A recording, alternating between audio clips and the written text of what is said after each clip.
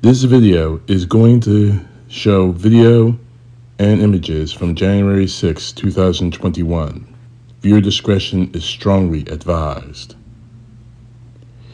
I'm about to read to you an article from the New York Times, an op-ed piece. I was betrayed by Donald Trump. I'm sorry, I'm not going to use the word president because I can't do that.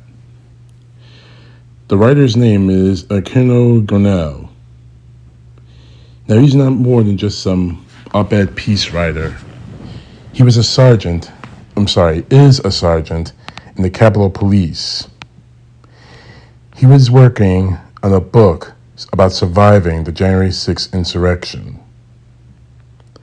As one of the Capitol Police officers who defended the United States against the mob on January 6, 2021, I felt it was important for me to be in the committee room on June 28th to hear the former White House aide Cassidy Hutchinson's testimony. Along with three colleagues, I went even though I knew it was going to be difficult to relive the horrors I witnessed. Although I experienced the brutal onslaught from the insurrectionists, I was shocked to hear Ms. Hutchinson explain the extent into which Donald Trump incited the people who almost killed me.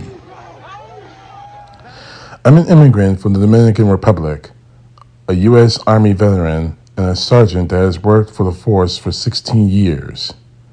But I've never witnessed anything like the January 6th attack, even in combat in Iraq. I was sure I was going to die that day, trampled by the hordes of Mr. Trump's supporters trying to stop the official transfer of power on his behalf. Ms. Hutchinson, the former aide to Trump's chief of staff, Mark Meadows, testified that her boss said things could get, quote, real bad, unquote, on January 6th, and that Mr. Trump was warned that members of the crowd that he had amassed were armed. Of course, I never imagined that an American president would not only want to come to the aid of law enforcement officials defending the Capitol, but encourage that crowd to march on it. Instead of being notified of any danger, my colleagues and I were kept in the dark and thus walked into an ambush. I don't know what part of Ms. Hutchinson's testimony enraged me more. That Trump wanted to be driven to the Capitol to lead the vicious riot? That he spurred his supporters unknowing that they were armed? Or that he ignored some of his advisors and even his own daughter, who told him to call it off, allegedly fighting with his own Secret Service agent after he refused to let the president be driven there? Or maybe it's the fact that Mr. Trump eventually told the rioters who criminally assaulted my colleagues and me, trying to bring down the United States government. So go home.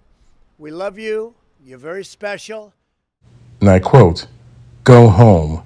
We love you. You're very special." Other disturbing details I heard at the hearing had to do with Mr. Trump's apparent disregard for everyone but himself. Before Mr. Trump addressed his supporters on the ellipse ahead of the insurrection, he was told that those who were armed weren't being let through the security checkpoints, and, according to Ms. Hutchinson's testimony, he said, and I quote, "I don't effing care that they have weapons. They're not here to hurt me," unquote. There, when rioters breached the Capitol, according to Ms. Hutchinson's testimony, the former White House counsel, Pat Cipollone, told Mr. Meadows that they had to go and see the president about what was happening.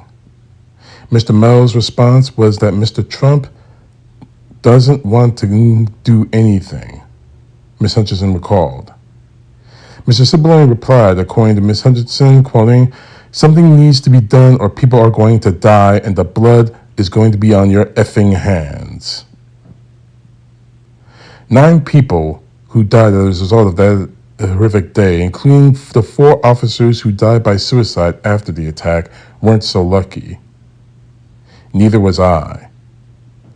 At the west front of the Capitol, I was attempting to hold a tactical police line along with 60 members of my team, as we were taught at the academy to keep the invaders at bay. We were savagely beaten and easily overpowered. I learned later that the mob was estimated to be 10,000 strong.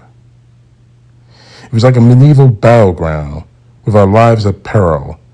It would have been justified in using lethal force. But I didn't want to spark a massacre. Over the course of the 5-hour struggle, my hands were bloody from being smashed by a stolen police baton. My right foot and left shoulder were so damaged that I needed multiple surgeries to repair them. My head was hit with such force with a pipe that I had no doubt it would sustain brain damage if not for my helmet. I spent a year and a half in physical therapy for chronic pain that I had been told will never go away. My young son almost lost his father, and my wife nearly had to quit medical school because of the stress and demands of my ongoing recovery. After that riot, I received a Congressional Gold Medal and was recently named a Great Immigrant by the Carnegie Corporation. After recently passing the lieutenant's test, I hope to be promoted. Instead, on that day that Ms. Hutchinson testified, I was heartbroken to hear that my doctors tell me that at age 43 I should no longer work for the police force. The physical and emotional damage I sustained on January 6 not only cut short my career, it has upended my life. 5 of my colleagues in law enforcement died, and over more than 850 rioters were arrested. So many families have been ruined because of one man's lust for power.